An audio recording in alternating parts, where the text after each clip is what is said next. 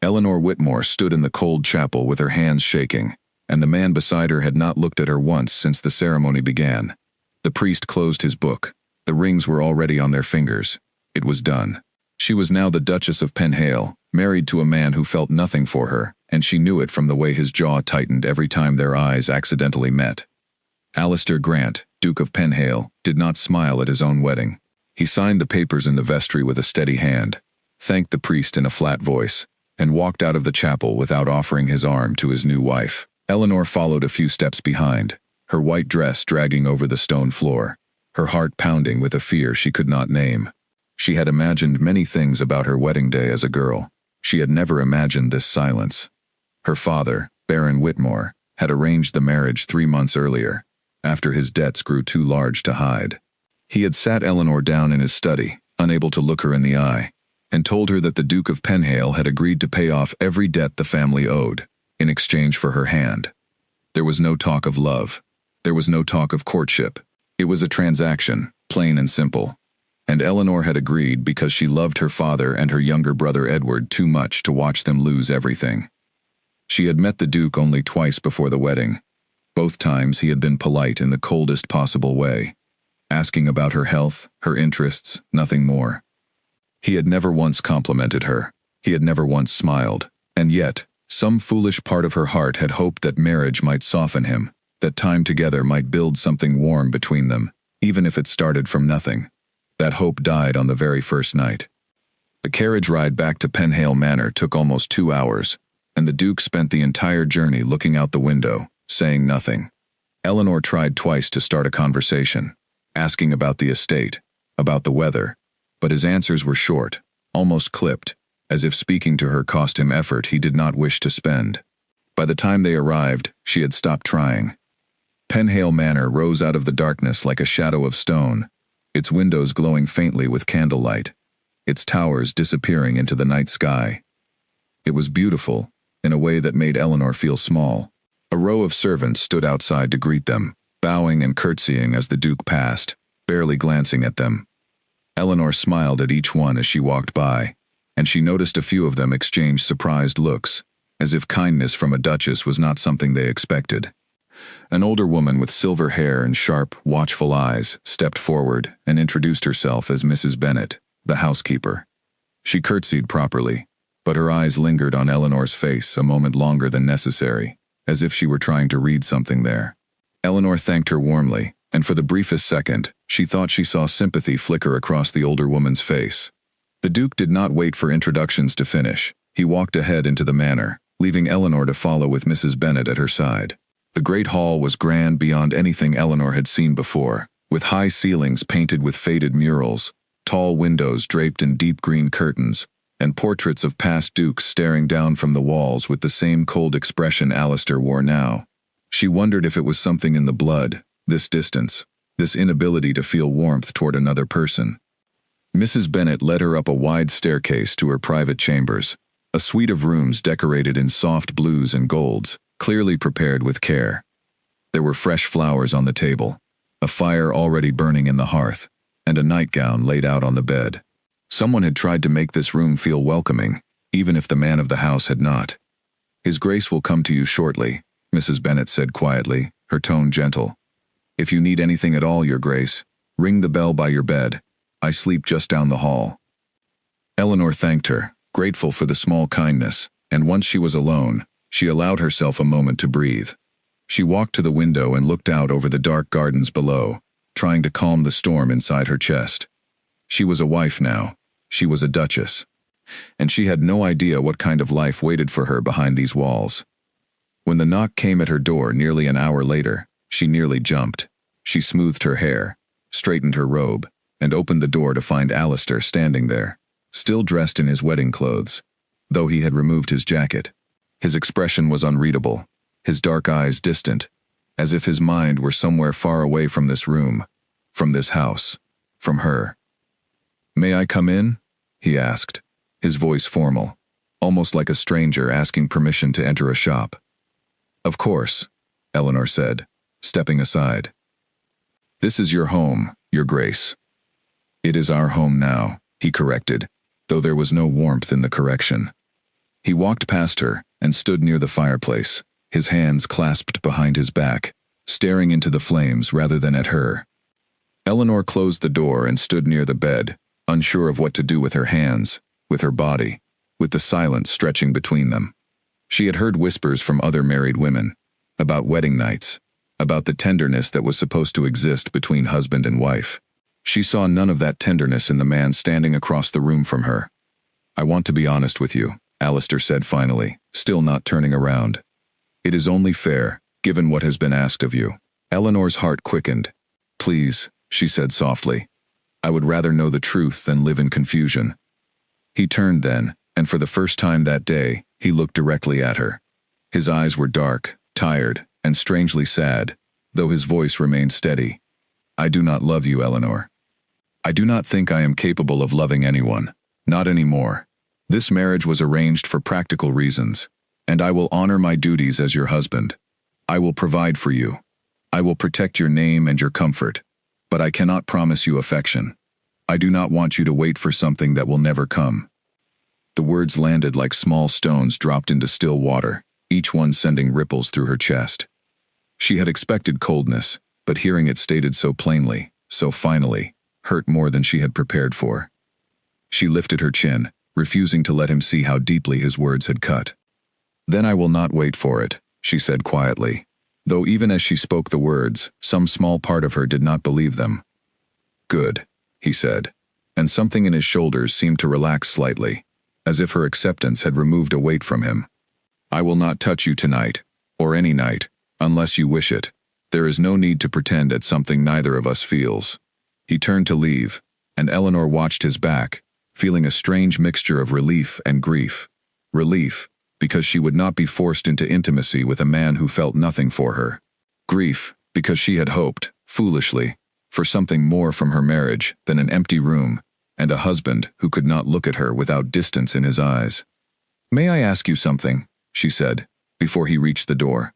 He paused, his hand on the handle, and turned his head slightly.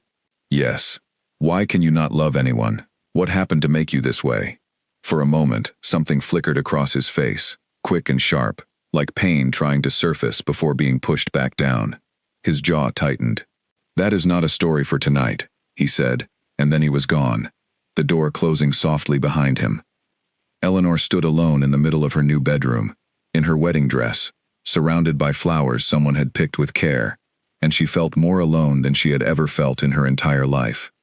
She walked to the bed and sat down slowly, staring at the flickering fire, replaying his words over and over in her mind. "I do not love you. I am not capable of loving anyone."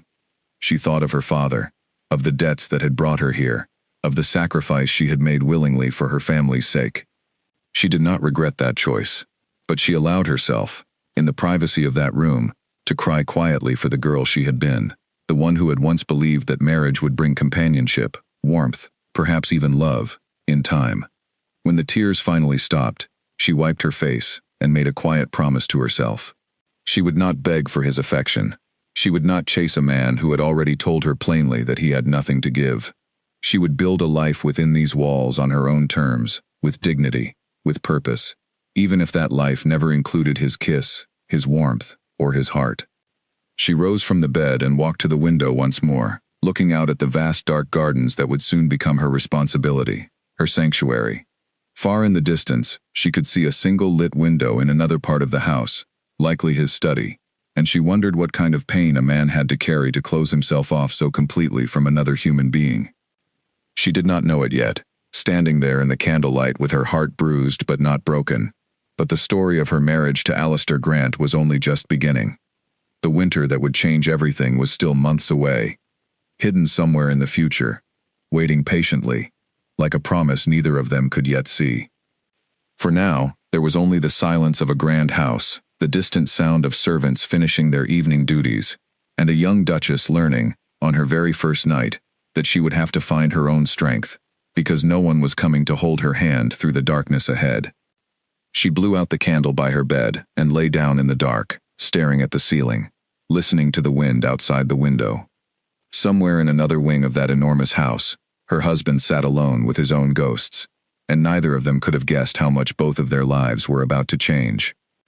Morning came to Penhale Manor with a pale golden light that spilled through the tall windows of Eleanor's chamber, and for a moment, lying there half asleep, she forgot where she was.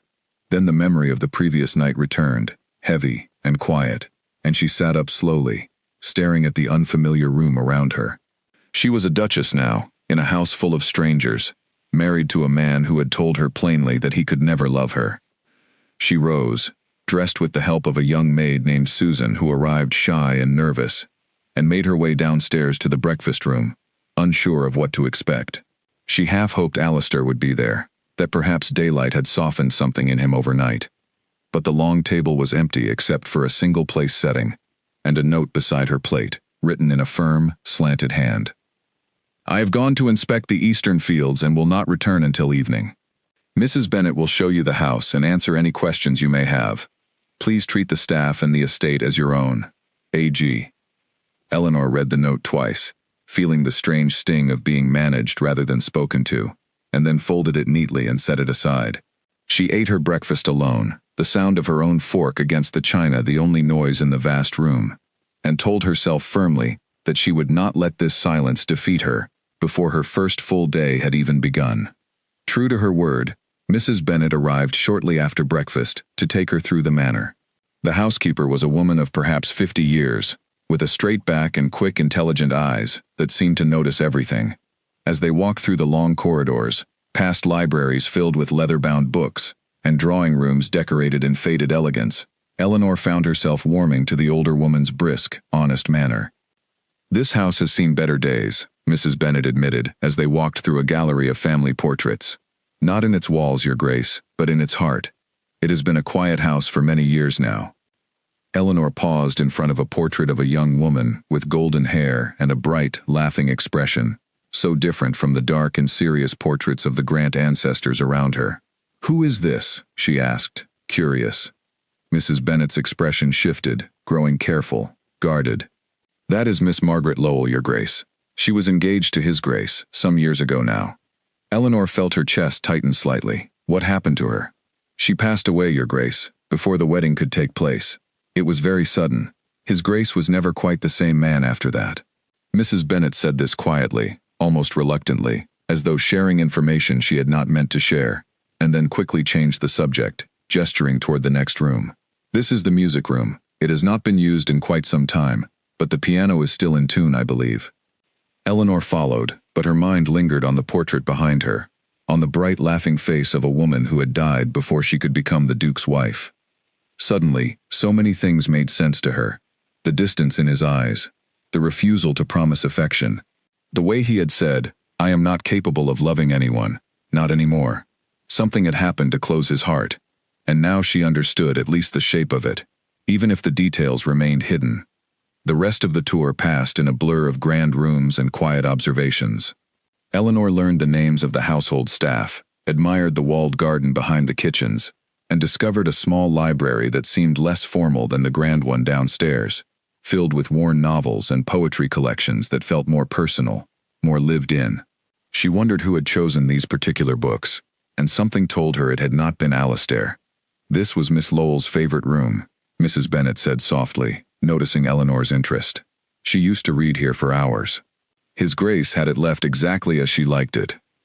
Eleanor ran her fingers along the spines of the books, feeling an odd mixture of sympathy and sorrow for a woman she had never met, and for the man who apparently still could not bear to change this room, even years later. She said nothing, but she made a quiet decision in that moment not to disturb this space, to let it remain as it was, a private corner of grief that was not hers to touch.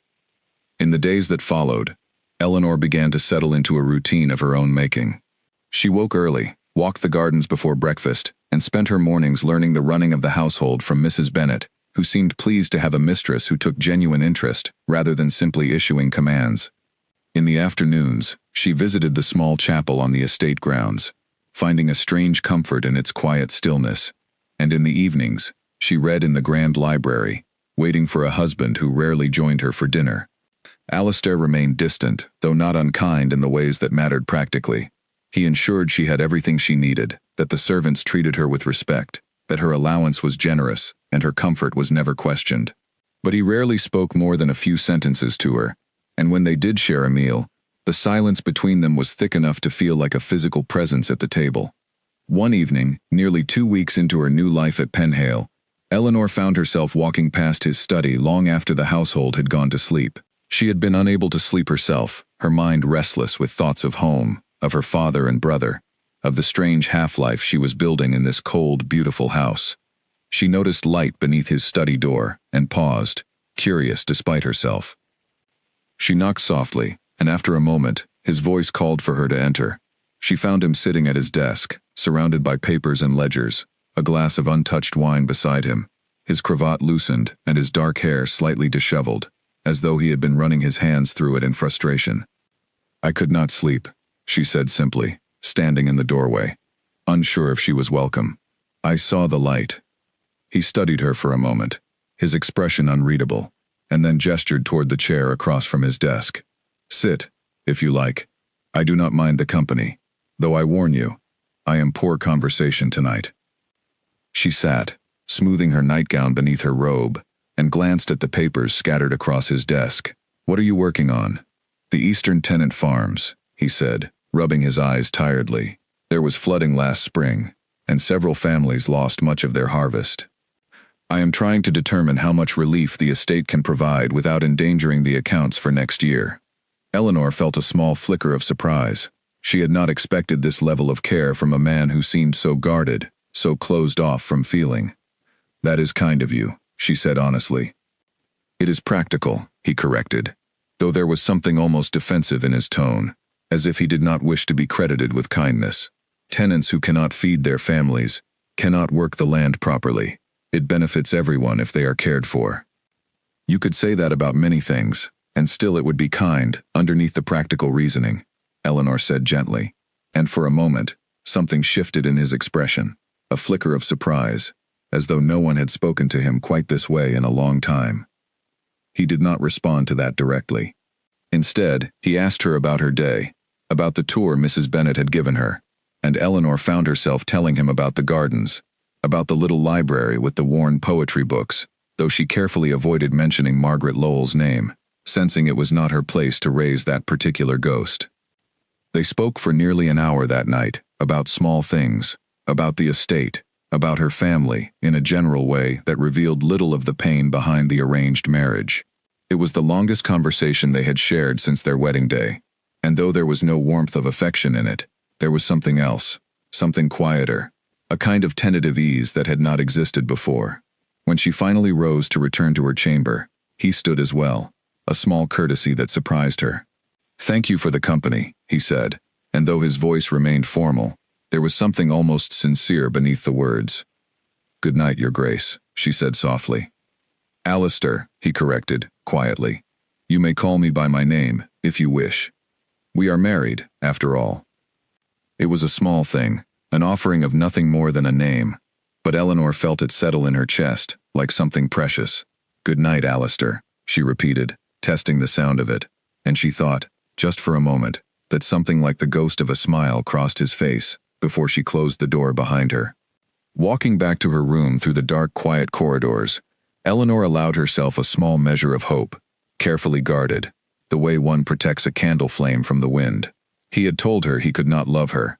She believed that he believed it, but she had also seen, tonight, a man who cared deeply about people he had never met, who worked late into the night to protect families from hunger, who offered his name to her like a small gift when he had nothing else to give. Perhaps, she thought as she climbed into bed, there was more beneath the ice than either of them yet understood. Perhaps it would take time, patience, and the kind of quiet persistence her mother had once told her all good things required. She did not know, that night, how long that patience would need to last, or how much heartbreak still waited for her before any warmth arrived. But for the first time since her wedding day, she fell asleep without crying, and that, she decided, was a beginning worth holding on to. The weeks that followed brought small changes, so gradual that Eleanor almost did not notice them happening. Alistair began joining her for dinner more regularly, and though their conversations remained careful, measured, they were no longer entirely silent.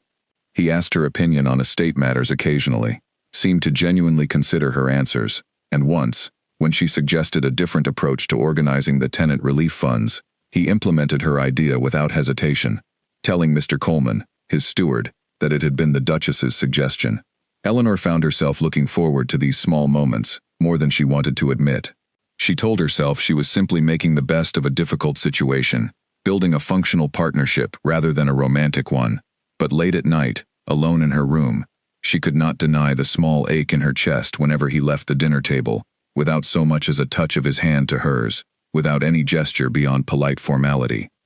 She had promised herself she would not wait for his affection. She was determined to keep that promise, to build a life of purpose and dignity, regardless of what he could or could not give her. But promises made in grief are sometimes harder to keep than promises made in hope, and Eleanor found, despite her best efforts, that some quiet part of her heart continued to wait anyway, patient and stubborn, for a kiss that he had told her, on their very first night together, would never come. Autumn arrived at Penhale with a sudden sharpness, turning the leaves along the long drive to shades of copper and gold, and bringing with it a letter that would change the quiet rhythm Eleanor had grown accustomed to. She was in the small library, curled into a chair with one of Margaret Lowell's old poetry books open on her lap, when Mrs. Bennet knocked and entered with an expression Eleanor had learned to recognize as concern carefully hidden behind professionalism. "A letter has arrived for His Grace, Your Grace," Mrs. Bennet said, "from Lady Charlotte Vance. She writes that she will be arriving within the week for an extended visit." Eleanor set the book aside, curious. "I do not believe I know that name. Is she a relation?" "Not by blood," Mrs. Bennet said carefully. "She was a close friend of Miss Lowell's before her passing. The two families remained connected afterward, out of respect for the memory. Lady Charlotte has visited Penhale before, though not since His Grace's engagement to you was announced." Something in the housekeeper's tone made Eleanor uneasy, though she could not name exactly why. "I see," she said simply. "Well, I suppose we should prepare a room for her." "Of course, Your Grace." Mrs. Bennet hesitated at the door, as though there was more she wished to say. But in the end, she only curtsied and left, and Eleanor sat alone with the poetry book closed in her lap, staring at the fire, wondering what kind of woman was about to enter her home. Alistair mentioned the visit himself that evening at dinner, though briefly, as was his habit with anything that touched too closely on his past. "Lady Charlotte was a dear friend of Margaret's family," he said, cutting his meat with careful precision, not meeting Eleanor's eyes. "She has asked to stay for several weeks. I could not refuse her, given the history between our families." "Of course," Eleanor said, keeping her voice light, though something in her chest had already begun to tighten. "I look forward to meeting her." He glanced up at her then, something almost like caution in his expression, as though he expected her to object, or perhaps hoped she would not ask further questions.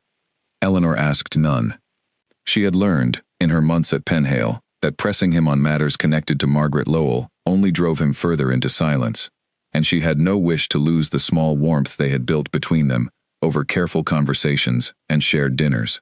Lady Charlotte Vance arrived 5 days later, in a carriage far grander than the modest one that had carried Eleanor to Penhale on her wedding night.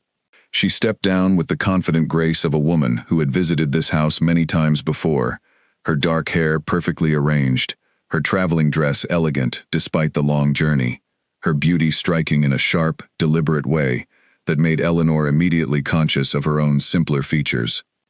"Alistair," Lady Charlotte said warmly, taking both his hands as he greeted her at the entrance, her voice carrying the easy familiarity of long acquaintance. "It has been far too long. You look thinner than when I last saw you. Are you not eating properly?" "I am well, Charlotte," Alistair said, and Eleanor noticed, with a small pang, that his voice held more ease in that single exchange than it had held in most of their own conversations over the past months. "May I introduce my wife, the Duchess of Penhale?" Lady Charlotte turned to Eleanor, and her smile shifted subtly, becoming polished, correct, but noticeably cooler. "Your Grace," she said, curtsying with perfect form. "How lovely to finally meet you. Alistair mentioned your marriage in his letters. Though he wrote so little about it, I confess I was quite curious to see for myself what kind of woman had won his hand." There was something beneath the pleasant words, a subtle edge that Eleanor could not quite name, and she smiled politely in return, refusing to let the other woman see any discomfort. "It is a pleasure to meet you as well, Lady Charlotte.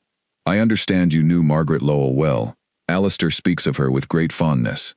This was not entirely true, as Alistair rarely spoke of Margaret at all, but Eleanor wished to see how the other woman would respond. Something flickered in Lady Charlotte's eyes, quick and calculating. "Margaret was like a sister to me," she said softly, glancing at Alistair with an expression that seemed carefully performed for his benefit. "We all loved her dearly. Her loss changed this house forever. Did it not, Alistair?" Alistair's jaw tightened, and he said nothing, simply gesturing toward the entrance. "Come inside, Charlotte. You must be tired from your journey. Mrs. Bennet has prepared your usual room." As they walked into the house, Eleanor fell slightly behind, watching the easy way Lady Charlotte's hand rested on Alistair's arm, the familiar way she leaned close to speak quietly to him, and she felt, for the first time since her wedding day, a sharp and unwelcome sting of jealousy. She reminded herself firmly that she had no claim to jealousy, no right to it, since her husband had told her plainly, on their very first night, that he felt nothing for her. And yet the feeling remained, stubborn and uncomfortable, refusing to be reasoned away. Over the following days, Lady Charlotte settled into Penhale, as though she had never left, moving through the house with familiar ease, requesting particular dishes she remembered fondly, walking the gardens with Alistair in the mornings, while Eleanor attended to household matters alone. Eleanor told herself repeatedly that there was nothing improper occurring, that old friends were entitled to their shared history, but the quiet ache in her chest grew heavier with each passing day. One afternoon, Eleanor found Lady Charlotte alone in the small library, standing before the shelf of worn poetry books that had belonged to Margaret Lowell, her fingers trailing gently along the spines. She turned as Eleanor entered, and her expression, for just a moment, was unguarded, almost sorrowful, before it shifted back into its usual composed politeness. "Forgive me," Lady Charlotte said. "I did not expect anyone here. This room always draws me back, whenever I visit. Margaret loved it so." "I understand," Eleanor said gently, and for a brief moment, something like genuine connection passed between them. Two women, united by grief over the same absent presence, though from entirely different positions in the story. "You are kind to leave the room untouched," Lady Charlotte continued, sitting in the chair Eleanor usually occupied. "Many women in your position might have wished to erase every trace of her. It could not have been easy, marrying a man who still carries so much of his heart buried with someone else." Eleanor felt the words land carefully, deliberately, though she could not tell if Lady Charlotte intended cruelty or simply spoke a painful truth without malice. "Alistair has never pretended otherwise," Eleanor said carefully. "He was honest with me from the beginning about what he could and could not offer." "How practical of him," Lady Charlotte said, a faint smile touching her lips that did not reach her eyes. "Though I wonder, does honesty make it easier or harder, do you think, to live each day knowing you occupy a place that was never truly meant for you? Margaret was supposed to stand where you now stand, Your Grace.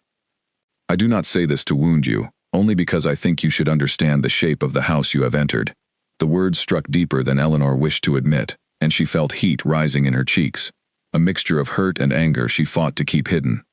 "I did not enter this marriage expecting love, Lady Charlotte," she said, keeping her voice steady, "and I do not require your sympathy regarding my position within this household.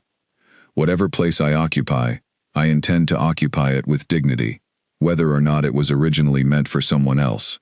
Something shifted in Lady Charlotte's expression, a flicker of surprise, perhaps even reluctant respect, though she recovered quickly, offering a small, cool smile. "Of course, Your Grace. I meant no offense. Only an old friend's concern for a man I have known since childhood." Eleanor excused herself shortly after, walking quickly through the corridors until she reached the privacy of the walled garden, where she stood among the last of the autumn roses and allowed herself several long, shaking breaths. She would not cry. She had promised herself, months ago, that she would not spend her marriage weeping over things she could not change. But the conversation had left a wound, quiet and deep, that she did not know how to heal.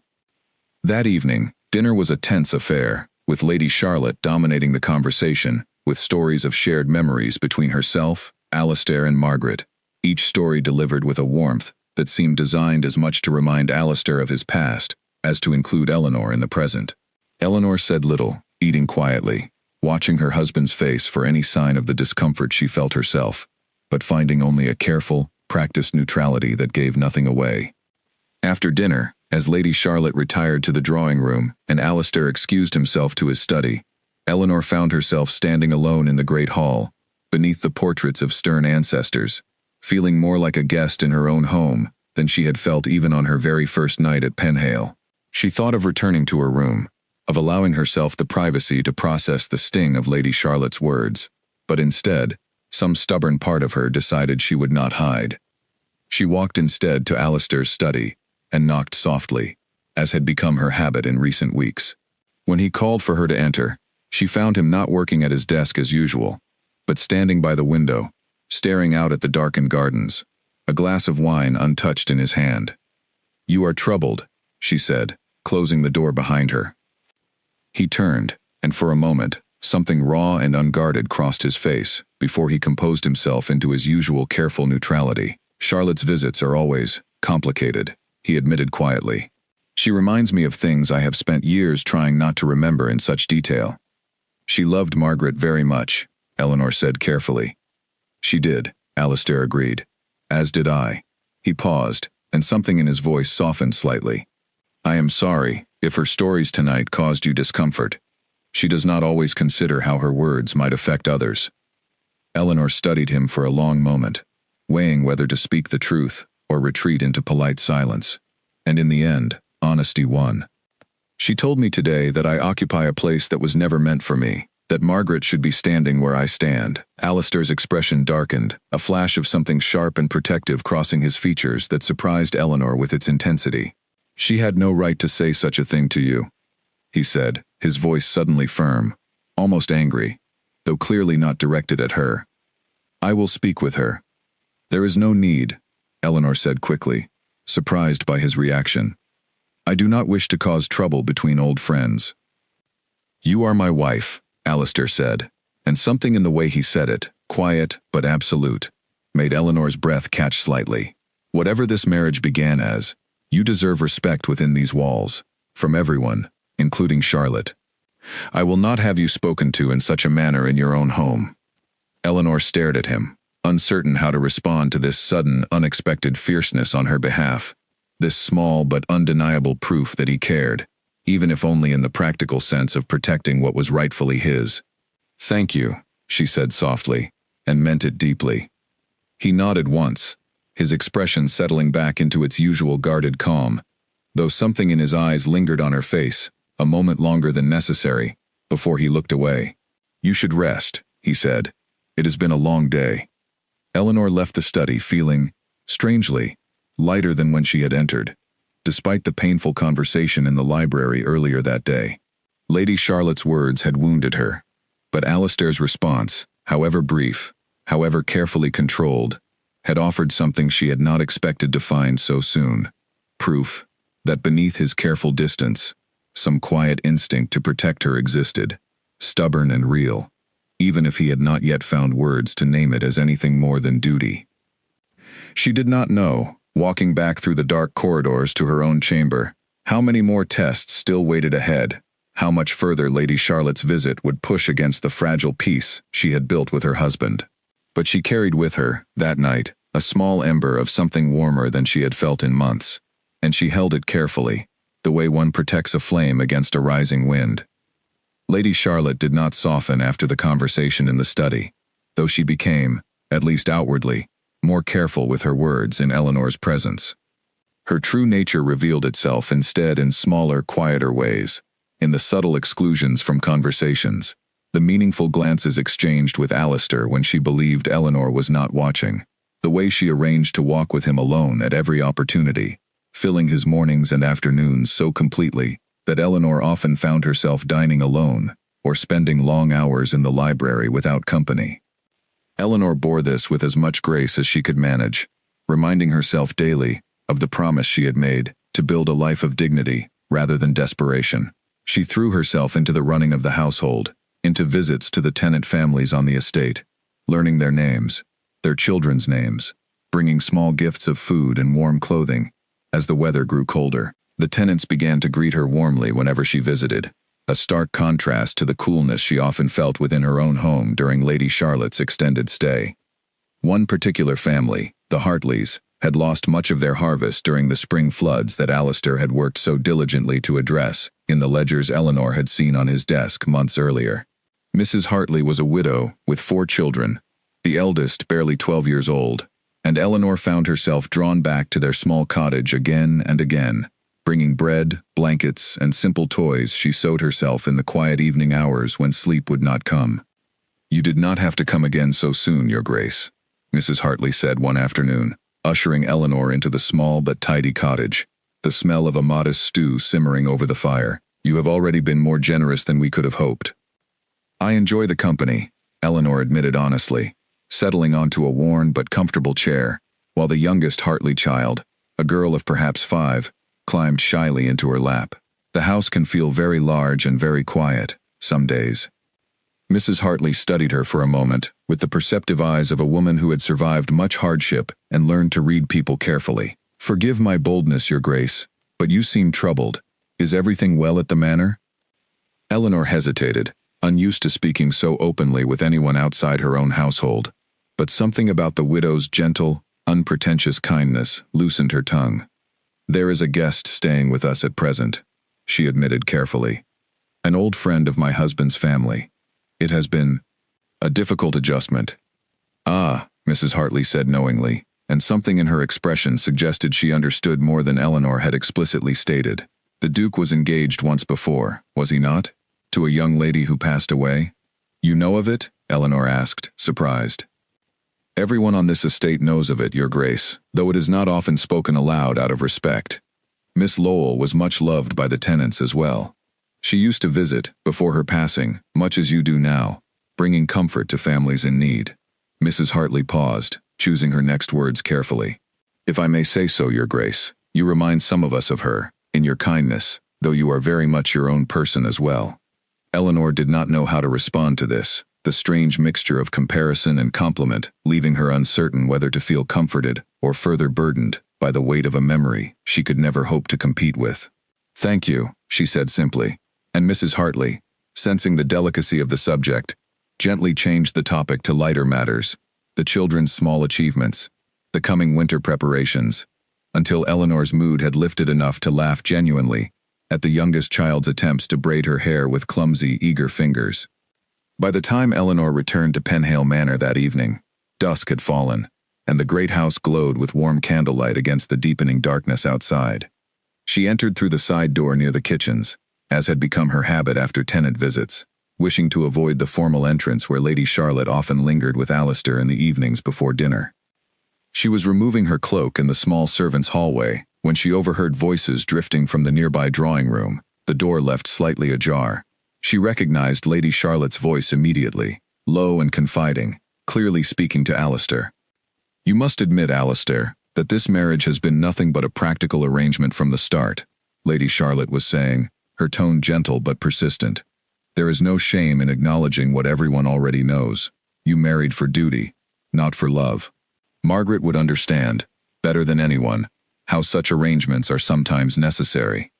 Eleanor froze, her cloak half removed, unwilling to make a sound that might reveal her presence, though every instinct urged her to walk away, to spare herself whatever came next.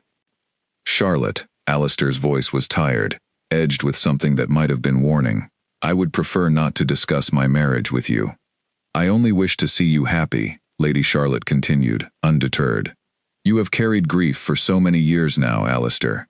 I do not think this arrangement, however practical, will bring you the peace you deserve.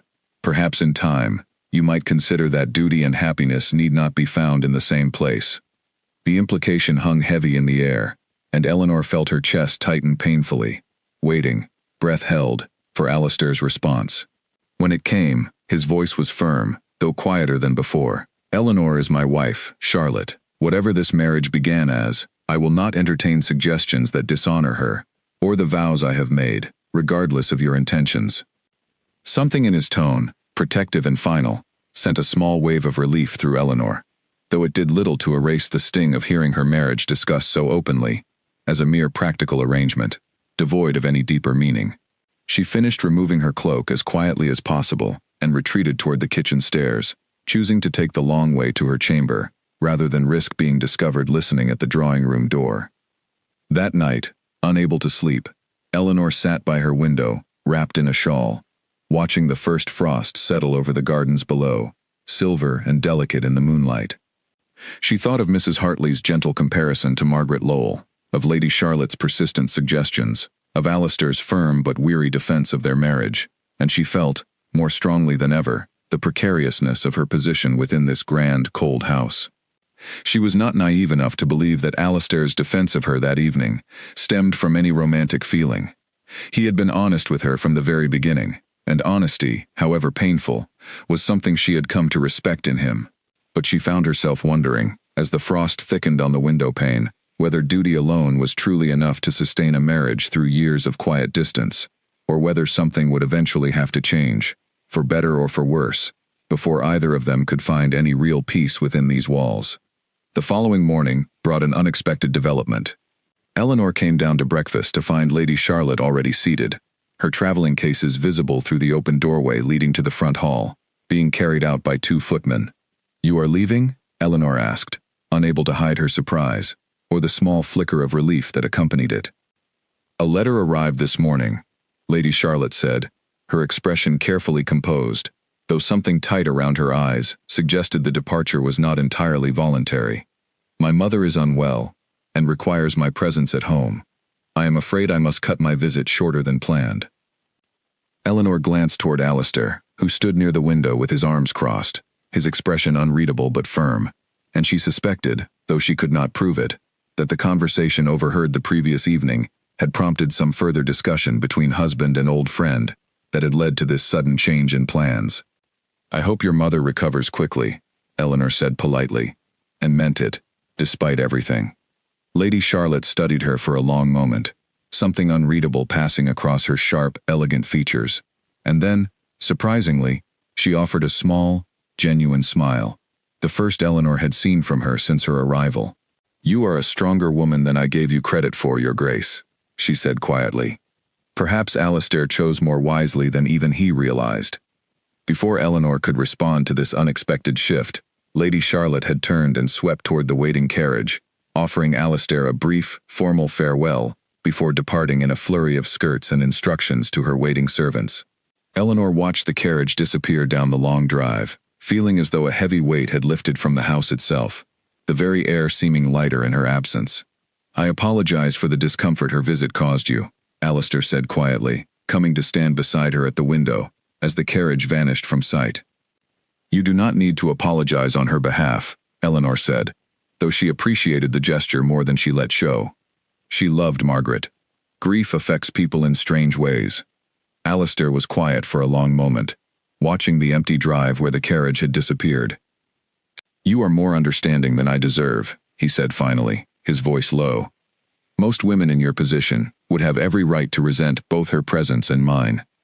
Eleanor turned to look at him fully, studying the tired lines around his eyes, the careful way he held himself, as though bracing against emotions he did not wish to reveal. "I do not resent you, Alistair," she said honestly. "I only wish, sometimes, that you would let me help carry whatever weight you continue to carry alone." Something shifted in his expression, quick and vulnerable, before he mastered it once more into careful composure. "Perhaps, in time," he said quietly, and though it was not a promise, it was more than he had offered her before, and Eleanor found herself holding on to those words carefully, throughout the quiet weeks that followed, as autumn deepened into the first bitter chill of the coming winter. With Lady Charlotte gone, Penhale Manor settled into a quieter rhythm, and Eleanor found, to her surprise, that Alistair began seeking her company more often than before. He joined her every evening for dinner now, and afterward, rather than retreating immediately to his study, he would sometimes linger in the drawing room, asking her opinion on estate matters, or simply sitting in comfortable silence while she read and he reviewed correspondence. It was during one such evening that Eleanor first noticed the change most clearly. She had been reading aloud from one of the poetry books from the small library, not one of Margaret's favorites, but a newer volume she had purchased herself on a recent trip into the nearby village, when she glanced up to find Alistair watching her with an expression she could not quite name. something softer than his usual careful reserve. "You have a pleasant voice for reading," he said, when he noticed her looking at him, and then seemed almost surprised by his own words, as though they had escaped before he could stop them. "Thank you," Eleanor said, feeling warmth rise in her cheeks despite her efforts to remain composed. "My mother used to say the same, before she passed. She taught me to love poetry when I was very young." "I did not know your mother had passed," Alistair said, setting aside the letter he had been reading, giving her his full attention in a way that felt, suddenly, quite significant. "How old were you?" 10 years old, Eleanor said quietly. "It was a fever that took her. Very sudden. My father never quite recovered from the loss, though he tried to hide it, for Edward's sake and mine." Alistair was silent for a long moment, and Eleanor wondered if she had overstepped some invisible boundary by speaking so openly of grief, a subject that seemed to touch such painful ground for him as well. But when he spoke again, his voice was gentle, almost understanding. "Grief does strange things to a household," he said. "It changes the very air within the walls, does it not? Even years later, one can still feel it, in certain rooms, at certain times of day." "Yes," Eleanor agreed softly, sensing that he was speaking now not only of her mother's passing, but of his own losses as well, of Margaret, and perhaps of other griefs she did not yet know about. "I still feel my mother's presence sometimes, in gardens especially. She loved roses." "Margaret loved the library," Alistair said quietly, and Eleanor's breath caught slightly, surprised that he had raised the subject himself, unprompted, for the first time since her arrival at Penhale. "I could not bear to change it, after she passed. It felt like erasing the last trace of her happiness in this house." "I noticed," Eleanor said gently. "I have never touched it, beyond reading a few of the books. I did not think it was mine to change." Something in Alistair's expression shifted, grateful and pained at once. "Thank you," he said quietly, "for understanding that, without needing to be told." They sat in silence for a while after that, but it was a different kind of silence than the one that had once stretched between them on Eleanor's first night at Penhale, cold and empty. This silence felt gentler, filled with something unspoken but understood.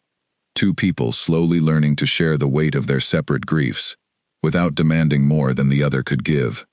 As the weeks passed, these quiet evenings became a fixture of their marriage, small moments of connection building slowly upon one another, like stones laid carefully to form a bridge. Alistair began telling her small details about Margaret, not out of any desire to compare the two women, but simply because he seemed to need, finally, to speak of her, to someone who would listen without judgment or jealousy. Eleanor, for her part, found that hearing these stories did not wound her as she had once feared, but rather helped her understand the man she had married more fully, the shape of the grief that had closed his heart for so many years. "She died very suddenly," Alistair told her one evening, staring into the fire rather than at Eleanor as he spoke. "A fever, much like your mother's, though it took her within days rather than weeks. We were to be married that spring. I had already ordered the flowers for the chapel." "I am so sorry," Eleanor said softly, resisting the urge to reach for his hand, unsure if such a gesture would be welcome. "I told myself, after she died, that I would never allow myself to feel that deeply for anyone again," Alistair continued, his voice quiet but steady. "The pain of losing her was unlike anything I had ever experienced. I decided it was safer, easier, to close that part of myself away entirely, rather than risk feeling such loss a second time. Is that why you told me, on our wedding night, that you were not capable of loving anyone?" Eleanor asked carefully. Alistair was quiet for a long moment, and when he finally looked at her, his dark eyes held something raw and honest that she had never seen from him before. "I believed it, when I said it," he admitted. "I am no longer certain it was entirely true." The words hung in the air between them, weighted with meaning, neither of them seemed ready to fully name, and Eleanor felt her heart quicken with a hope she had tried so hard, for months, to suppress. She said nothing, sensing that pushing him further might frighten him back into his careful reserve, and instead simply reached out and placed her hand gently over his where it rested on the arm of his chair. He did not pull away. They sat like that for several minutes, her hand resting lightly over his, the fire crackling softly in the hearth, and though nothing more was said that evening, Eleanor felt something fundamental shift between them, a small but undeniable crack appearing in the wall he had built so carefully around his heart. Winter arrived properly the following week, bringing with it the first heavy snowfall of the season, blanketing the estate in white and forcing the household into the cozier rhythms of the colder months. Eleanor continued her visits to the tenant families whenever weather permitted, bringing warm blankets and food to those in need, while Alistair spent his days managing the practical concerns of keeping the estate running smoothly through the difficult season ahead. One particularly bitter afternoon, Eleanor insisted on visiting the Hartley family, despite Mrs. Bennet's gentle warnings about the worsening weather, concerned that the widow and her 4 children might not have adequate supplies of firewood and food to see them safely through the coming storm that the servants predicted, based on the darkening sky and the sharp drop in temperature. "I will not be gone long," Eleanor promised, wrapping herself in her warmest cloak and instructing the stable hand to prepare a small cart loaded with supplies. The Hartleys cannot go without proper provisions, especially with the little ones so young. She had not counted on the storm arriving so quickly, or with such ferocity. What began as a light snowfall during her outward journey, transformed, within the hours she spent at the Hartley cottage, ensuring the family was properly supplied, into a fierce blizzard that made the return journey treacherous and slow. By the time Eleanor guided the cart back toward the manor, visibility had dropped to almost nothing, the wind howling fiercely across the open fields, snow stinging her exposed face despite her heavy cloak. At the manor, Alistair had noticed her prolonged absence with growing alarm, pacing the great hall as the storm intensified outside, questioning every servant about her whereabouts, his careful composure cracking visibly as the minutes stretched into hours, without any sign of his wife's return. "Send men out to search the road to the Hartley cottage immediately," he ordered Mr. Coleman, his voice tight with an urgency the steward had rarely heard from his usually controlled employer. "Take lanterns, extra blankets, anything they might need. She should have returned an hour ago." The search party found Eleanor's cart nearly a mile from the manor, the poor horse struggling against the deepening snow, Eleanor herself shivering violently despite her cloak, her lips tinged with cold, having lost the road entirely in the blinding whiteness of the storm. They brought her back to the manor as quickly as the treacherous conditions allowed, and Alistair met them at the entrance, his face pale with a fear he made no attempt to hide. "Eleanor," he said, his voice breaking slightly as he lifted her from the cart himself, refusing to wait for the servants to assist, carrying her inside, despite her weak protests that she could walk on her own. "You foolish, brave woman, you could have died out there." "The Hartleys needed the supplies," Eleanor murmured weakly, her body shaking with cold, her mind growing foggy with exhaustion. "I could not leave them without firewood, not with the children so young." "You matter more than firewood," Alistair said fiercely, carrying her up the stairs toward her chamber, while shouting instructions for hot water, warm blankets, and Dr. Foley to be summoned immediately from the village, despite the worsening storm. "Do you understand me, Eleanor? You matter more than any duty, any tenant, any obligation. Do not ever frighten me like this again."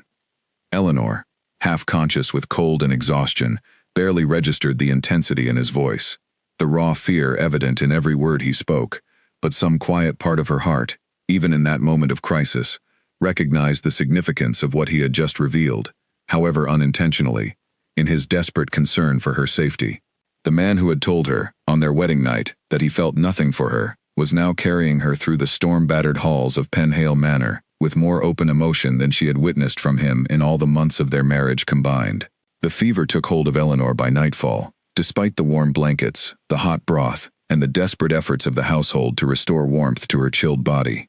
Dr. Foley arrived through the storm nearly 2 hours after being summoned, his coat and bag dusted white with snow, his expression grave as he examined the shivering, semi-conscious Duchess. "She has taken a serious chill," Dr. Foley explained to Alistair, who stood at the foot of the bed with an expression of barely controlled panic that none of the household staff had ever witnessed on their normally composed master. "The next 2 days will tell us much. We must keep her warm, keep fluids in her, and watch carefully for any worsening of the fever." "Will she recover?" Alistair asked, his voice tight, and Eleanor, drifting in and out of feverish awareness, thought she heard something almost pleading in his tone that she had never expected from a man who had once told her so plainly that he could not love her. "She is young and strong," Dr. Foley said carefully, unwilling to make promises he could not guarantee. Much depends on the coming hours, Your Grace. I recommend someone remain with her constantly, to monitor her condition and keep her comfortable. I will stay, Alistair said immediately, without hesitation, and though Mrs. Bennet offered gently to take turns with him, allowing him proper rest, he refused every suggestion that he leave Eleanor's bedside for more than a few minutes at a time, throughout that long, terrible night. Eleanor's fever worsened as the night deepened, her body burning despite the cold storm still raging outside, her mind slipping between confused dreams and brief moments of painful clarity. In her fevered state, she spoke sometimes of her mother, sometimes of the Hartley children, and once, in a whisper so quiet that Alistair had to lean close to hear it, she spoke his name, followed by words that struck him with unexpected force. "I only wanted you to look at me the way you must have looked at her," Eleanor murmured, tears slipping from beneath her closed eyes, even in her feverish state. "I know I cannot compare. I know I was never meant to be here, but I wanted, just once, for you to want me too." Alistair sat frozen at her bedside, her small, trembling hand held tightly in his own, as the weight of her whispered confession settled over him like something physical, undeniable. He had spent months believing he was protecting them both, by maintaining careful distance. By refusing to promise affection he had convinced himself he could no longer feel. But sitting there, watching this brave, kind woman fight for her life, after risking everything to bring warmth and comfort to a struggling widow and her children, he understood, finally, with painful clarity, exactly how deeply he had already come to care for her, despite every wall he had built to prevent it. "I am here, Eleanor," he said softly, pressing her hand gently between both of his own, though she remained lost in the depths of her fever, unable to hear him. "I am not going anywhere. Please, fight this. Please stay with me." The night stretched on endlessly, the storm howling against the windows, the fire crackling in the hearth, and Alistair remained at her bedside through every long, terrifying hour, refusing food, refusing rest, applying cool cloths to her burning forehead himself, rather than allowing the maids to take over the task, speaking to her constantly in a low, steady voice, telling her stories of the estate, of his childhood, of small memories he had never shared with anyone, as though the sound of his voice alone might somehow anchor her to life.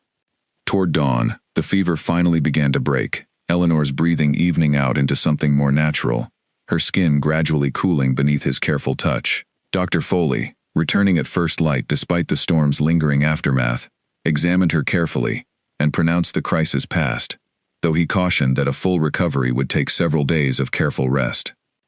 "You should rest yourself, Your Grace," the doctor said gently, noting the dark circles beneath Alistair's eyes, the exhaustion evident in every line of his usually composed features. "You have not slept at all, I imagine." "I will rest when she wakes properly," Alistair said firmly, and though Dr. Foley recognized the futility of arguing further, he left instructions with Mrs. Bennet to ensure the Duke ate something, and rested at least briefly, once the immediate danger had fully passed. Eleanor drifted slowly back into full consciousness over the following 2 days, her strength returning gradually with rest, warm food, and the careful attention of the entire household.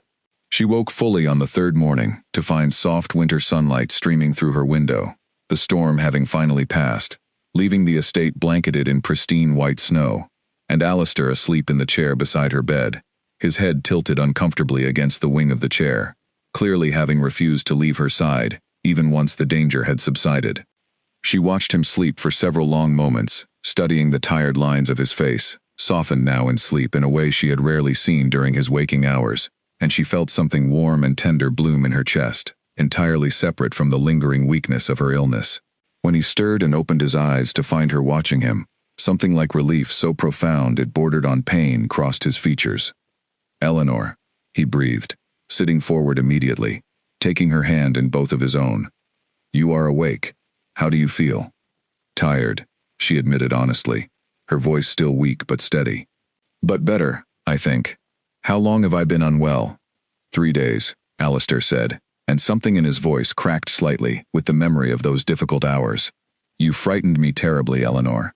I do not think I have ever been so afraid in my entire life."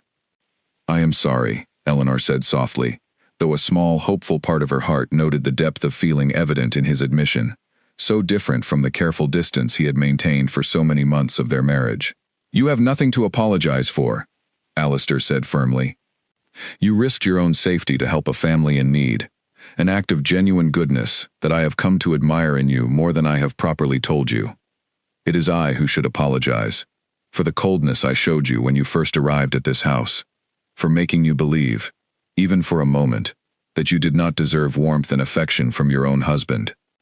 Eleanor's breath caught at these words, so unexpected, so different from anything she had allowed herself to hope for in the long, lonely months since her wedding night.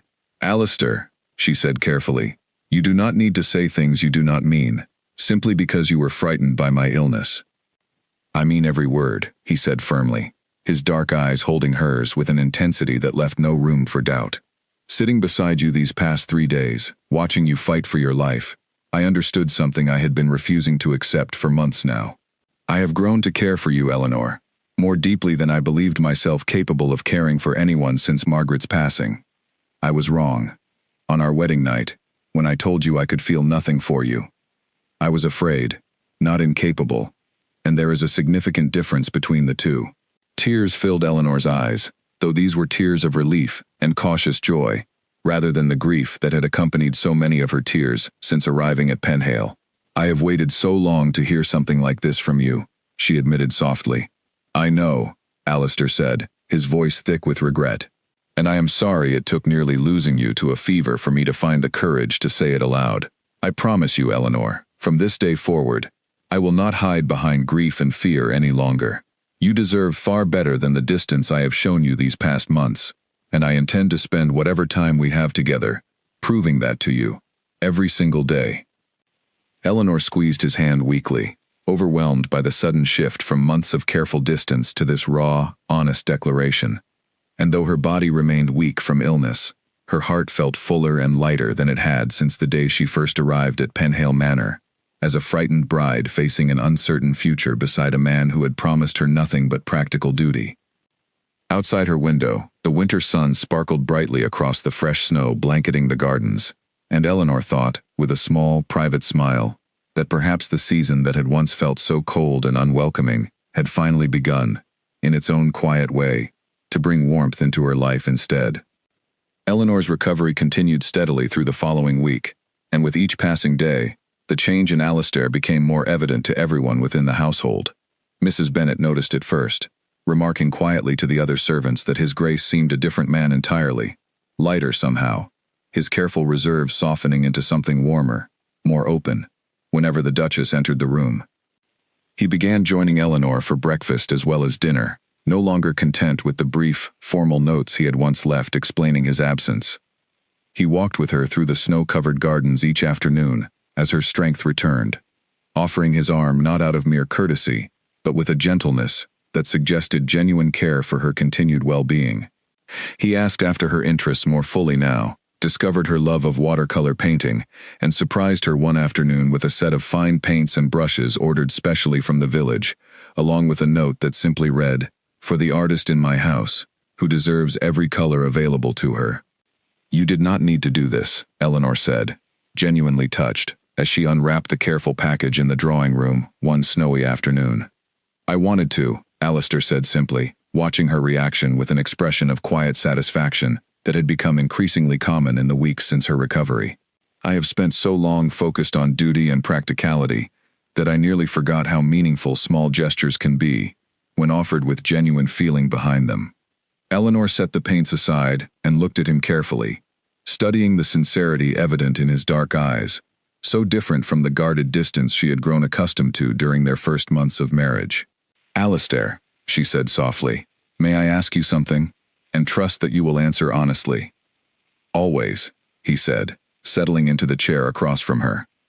Do you still think of Margaret often? Eleanor asked carefully, knowing the question touched delicate ground, but feeling that honesty between them had become too important now to avoid difficult conversations. Alistair considered the question seriously before answering, and Eleanor appreciated that he did not rush to reassure her with easy words that might ring hollow. I think of her still, yes, he admitted honestly. I do not believe that will ever fully change, nor do I think it should. She was an important part of my life, and her passing shaped who I became in significant ways. But, he continued, reaching across to take Eleanor's hand gently in his own. The way I think of her has changed. She has become a memory I can hold with tenderness, rather than a wound I must protect at all costs. You have given me that, Eleanor, whether you realized it or not, simply through your patience and your steady presence in this house. I am glad, Eleanor said softly, and found that she meant it entirely. I never wished to replace her in your heart, Alistair. I only hoped, in time, that there might be room enough for both of us, in whatever way felt right to you. There is room, Alistair said firmly, his thumb tracing gentle circles over the back of her hand. More room than I believed possible, before you came into this house and refused to let my coldness push you away entirely. You have shown me a kind of quiet strength these past months that I have come to admire deeply, Eleanor. Your visits to the tenant families, your patience with Charlotte's difficult behavior, your willingness to risk your own safety for a widow and her children during that terrible storm. I do not think Margaret herself could have shown greater courage or kindness than you have shown, time and again, since arriving at Penhale. Eleanor felt tears threaten again, though she blinked them back, wanting instead to simply absorb this moment of genuine connection between them. So different from the careful distance of their early marriage. Thank you for telling me this, she said. It means more to me than you know.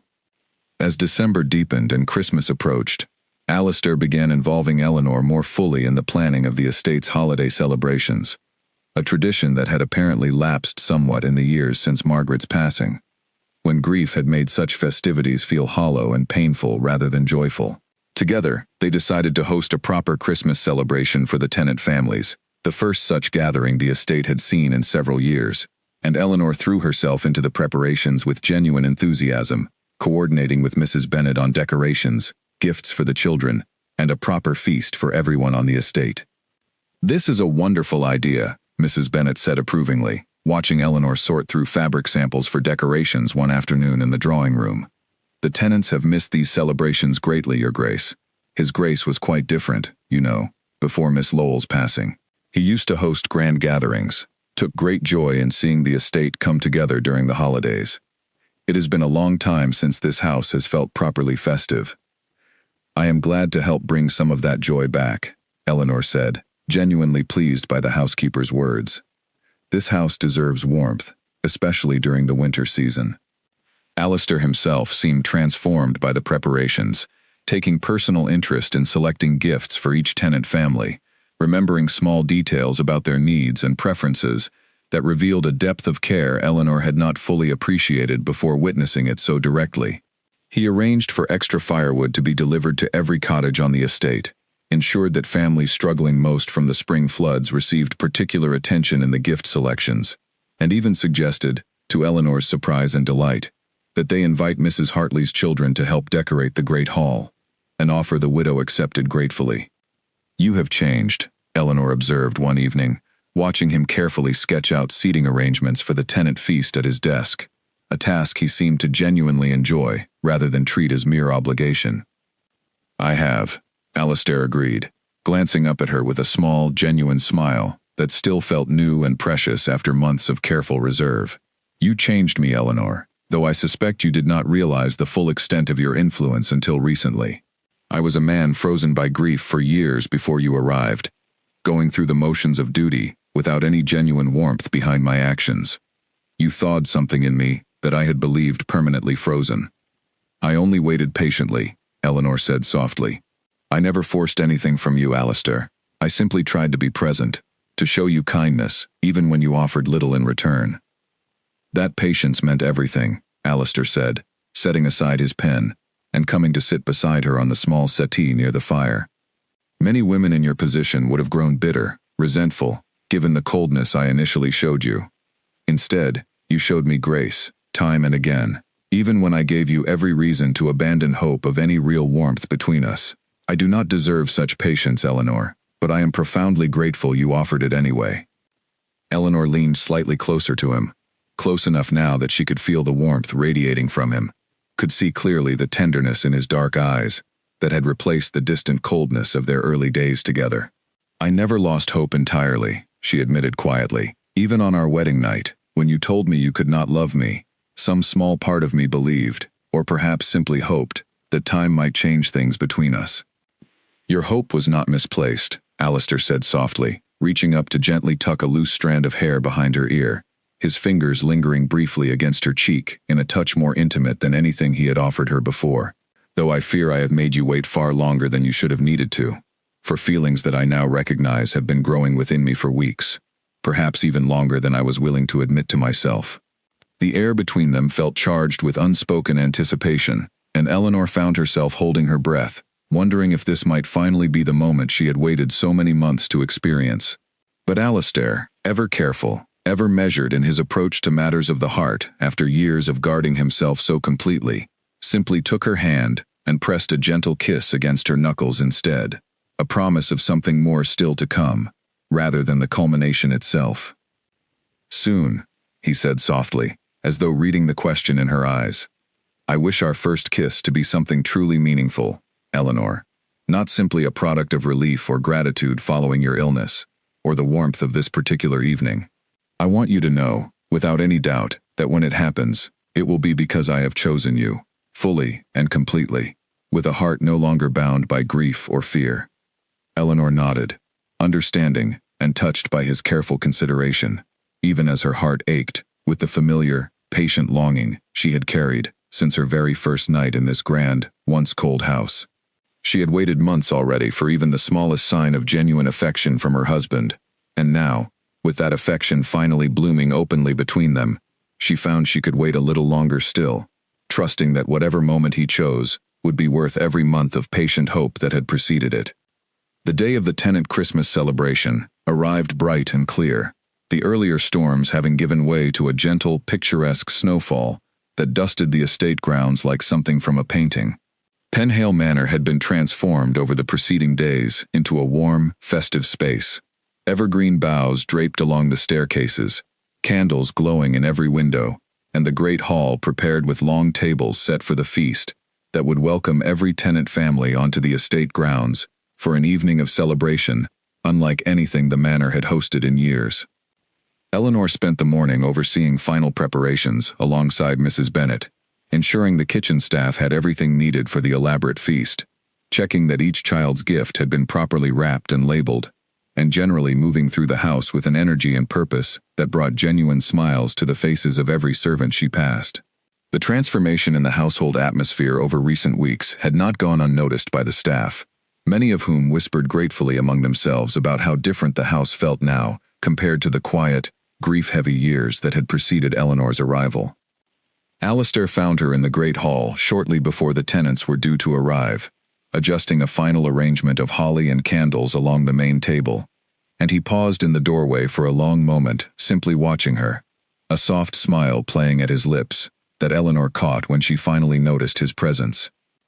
"You look happy," she observed, setting aside the last of the greenery and crossing the hall toward him. "I am happy," Alistair said simply, taking both her hands in his own as she reached him. "Happier, I think, than I believed myself capable of feeling again, after everything this house has witnessed over the years. Thank you, Eleanor, for bringing this warmth back into these walls." "Thank you for allowing me to," Eleanor replied softly. "This house has become a home to me, Alistair, in ways I never expected when I first arrived here as a frightened stranger." The celebration that evening exceeded every hope Eleanor had held for it. The great hall filled with the joyful noise of tenant families, children laughing and playing near the enormous decorated tree that had been erected in the corner, adults sharing stories and warm mulled wine by the roaring fires, the long tables groaning under the weight of a feast prepared with genuine care and generosity. Mrs. Hartley's children ran delightedly between the decorations they had helped hang days earlier, proudly showing their handiwork to anyone who would listen, and Eleanor found herself moved nearly to tears watching the genuine joy spreading through the hall, a stark contrast to the cold, empty silence that had greeted her on her very first night at Penhale Manor, so many months earlier. Alistair moved through the crowd with an ease and warmth that surprised many of the older tenants who remembered him from years before Margaret's passing, laughing genuinely at children's jokes, personally distributing gifts to each family with words of genuine care and attention to their particular circumstances. Several of the older tenant wives exchanged knowing, pleased glances as they watched their duke interact so warmly with his young wife throughout the evening, his hand resting protectively at her back, his eyes following her movement through the crowded hall with unmistakable affection. As the evening celebration wound toward its natural close, with tenant families beginning to bundle their children into warm coats for the journey home through the snow, Alistair drew Eleanor gently aside, leading her out through a side door into the quiet, snow-covered garden behind the great hall, away from the noise and warmth of the celebration inside. "It is cold out here," Eleanor said, laughing softly as her breath misted in the frigid evening air, though she made no move to return inside, sensing that Alistair had brought her here with particular purpose in mind. "I wanted a moment alone with you," Alistair admitted, drawing his own coat more securely around her shoulders against the winter chill, his hands lingering gently at her shoulders once the coat was settled properly into place. Away from the celebration, away from duty and obligation, just the two of us, as it should have been from the very beginning of our marriage. Above them, the winter sky had cleared into a brilliant display of stars, the snow beneath their feet glowing softly with reflected moonlight, and Eleanor felt her heart quicken with an anticipation she had carried patiently for so many months now, since that first cold wedding night, when Alistair had told her plainly that he felt nothing for her. "Eleanor," Alistair said softly, taking both her hands in his own, his dark eyes serious and tender in the moonlight. "On our wedding night, I told you that I did not love you, that I was not capable of loving anyone. I believed those words when I spoke them, though I understand now how deeply they must have wounded you, how much pain I caused by speaking them so plainly, without any consideration for how they might affect the young woman standing before me, frightened and alone in a strange new home. You were honest with me," Eleanor said gently. "I have never resented that honesty, Alistair, even when it was painful to hear. Perhaps," Alistair continued, "but honesty without kindness can still cause great harm, and I regret, deeply, the months of loneliness I allowed you to endure, before I found the courage to acknowledge what had been growing within me, since nearly the beginning of our acquaintance. You waited so patiently, Eleanor, through my coldness, through Charlotte's cruelty, through the terrible fear of that winter storm and the fever that followed. You never once demanded more from me than I was ready to give, and that patience, that quiet grace, taught me more about genuine love than I believed myself capable of learning again after losing Margaret." Tears gathered in Eleanor's eyes, though the cold air made them feel warm against her cheeks rather than uncomfortable, and she found herself unable to speak, overwhelmed by the depth of feeling evident in every word he spoke. "I love you, Eleanor," Alistair said, the words clear and steady in the quiet snow-covered garden, carrying none of the guarded distance that had once characterized every interaction between them. "Not out of duty, not out of gratitude for your kindness, though I am deeply grateful for it, but because you have become, over these months together, the truest partner and companion I could have ever hoped to find. You brought warmth back into this house, and into my heart, when I believed both were permanently frozen by grief. I love you completely, and I am no longer afraid to say so, or to show you, in every way I know how, exactly how much you mean to me." "I love you too, Alistair," Eleanor whispered, her voice thick with emotion. "I have loved you for longer than I dared admit, even to myself, waiting patiently for this moment, hoping against hope that it would eventually arrive." Alistair reached up gently, cupping her face in his cold hands, his thumb brushing softly against her cheek where tears had gathered, and he looked into her eyes with an expression of complete, unguarded tenderness that erased every trace of the distant, careful man she had married on that cold day so many months before. "May I kiss you, Eleanor?" he asked softly, his voice gentle but sure, wanting this moment, finally, to be entirely her choice, entirely her welcome, after so many months of patient waiting. "Yes," Eleanor breathed, closing the small distance between them herself, unable to wait even a moment longer for the kiss she had hoped for, since her very first night in this house. Their lips met gently beneath the winter stars, snow falling softly around them in delicate flakes that caught in Eleanor's hair and settled on Alistair's shoulders, and the kiss carried within it every month of patient waiting, every quiet moment of connection, built slowly and carefully between two people who had begun their marriage as strangers, bound by duty, and had found their way, through grief, through fear, through the healing warmth of winter, to genuine and lasting love. When they finally parted, Alistair rested his forehead gently against hers, both of them smiling in the quiet darkness of the snow-covered garden, the sounds of the departing celebration still drifting faintly from the great hall behind them. "That was worth every moment of waiting," Eleanor whispered, laughing softly through happy tears. "I intend to make up for every month I made you wait," Alistair promised, drawing her close against him, wrapping his arms protectively around her against the winter chill. "For the rest of our lives together, Eleanor, I promise you warmth and affection and love, freely and completely given, every single day."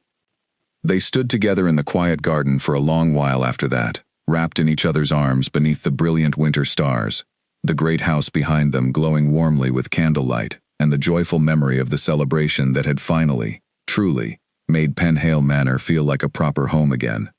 The cold Duke who had once told his new bride that he felt no affection for her had been transformed, slowly and genuinely, by patience, by grief shared honestly, and by the quiet courage of a woman who had refused to abandon hope, even when every reasonable expectation suggested she should.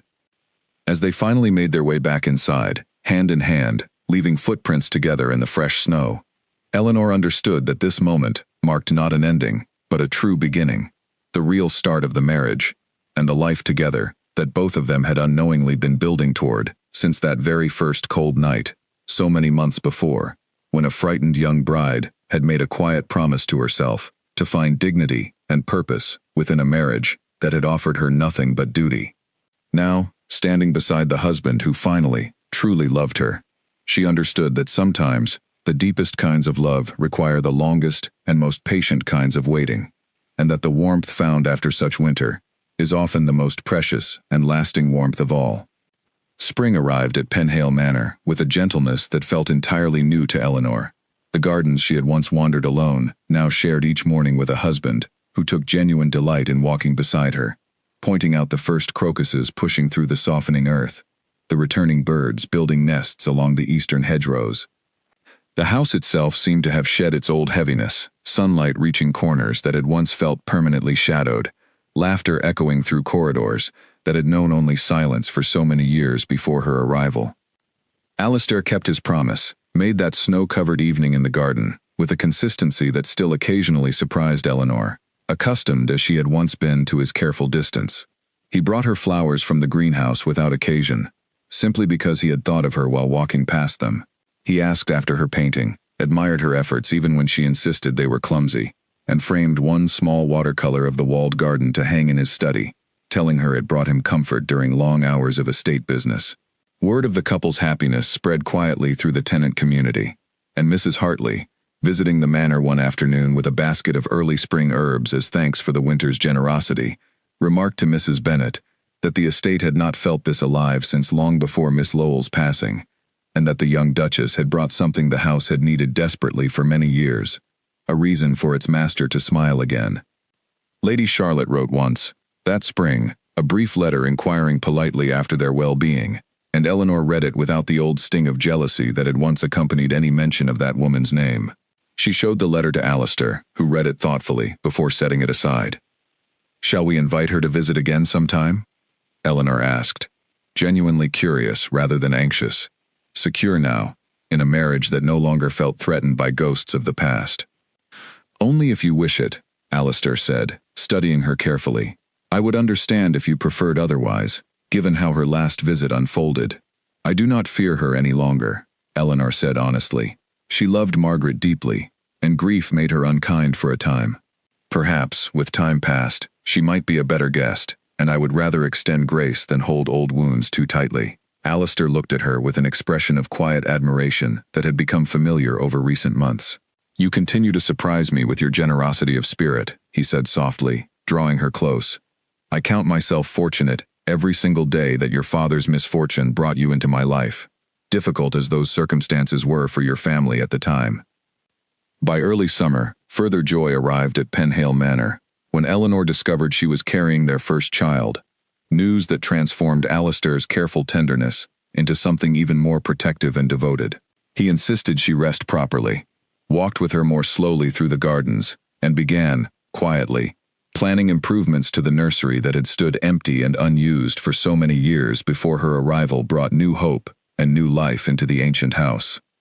Eleanor often thought back, during those peaceful summer evenings, to the frightened young bride who had stood alone in her chamber on her wedding night, weeping quietly over a husband who claimed he could never love her. She thought of the patience that journey had demanded, the small moments of connection built slowly across many difficult months, the courage required to keep hoping, even when every reasonable expectation suggested she should abandon such hope entirely. She understood now, with the clarity that only distance and healing can provide, that Alistair's early coldness had never truly been about her, but about a heart so deeply wounded by loss that it had needed genuine safety and patience before it could risk opening again to love. She did not regret a single moment of that difficult waiting, understanding that the depth of affection she now enjoyed had been made stronger, more resilient, by the honest struggle both of them had endured to reach it. One warm evening, sitting together in the walled garden as the sun set golden over the estate grounds, Eleanor rested her head against Alistair's shoulder, one hand resting gently over the small swell of her growing belly, and felt a peace so complete it brought unexpected tears to her eyes. "What troubles you?" Alistair asked gently, noticing her emotion immediately, his hand covering hers protectively. "Nothing troubles me," Eleanor assured him, smiling through happy tears. "I am simply grateful, Alistair, for everything that has brought us to this moment. For the winter that changed you, for the patience that taught me my own strength, for this child we will welcome together, and for a love I once feared would never come, but which arrived exactly when it was meant to, deeper and truer, for having been earned rather than simply given." Alistair pressed a gentle kiss to her forehead, then to her lips, tender and unhurried, a kiss that carried none of the uncertainty of their very first attempt beneath the winter stars, but instead the settled confidence of a love that had proven itself through hardship and emerged stronger for the trial. "I love you, Eleanor," he said softly, the words now as natural to him as breathing, spoken freely and often in the months since that transformative winter. "Thank you for waiting for me, even when I gave you every reason to stop." "I would wait for you through 100 winters," Eleanor replied, smiling against his lips, "though I am glad, dearest Alistair, that only one winter was ever truly necessary to bring you home to me." Together, they watched the sun disappear below the horizon, the sky blazing with warm color above the ancient walls of Penhale Manor, a house that had once known only quiet grief, but now stood filled with laughter, love, and the promise of new life yet to come. The story of the Duke who felt no affection, and the Duchess who waited patiently through the coldest of winters, had found, at last, the warm and lasting ending that patience, kindness, and genuine love had always deserved.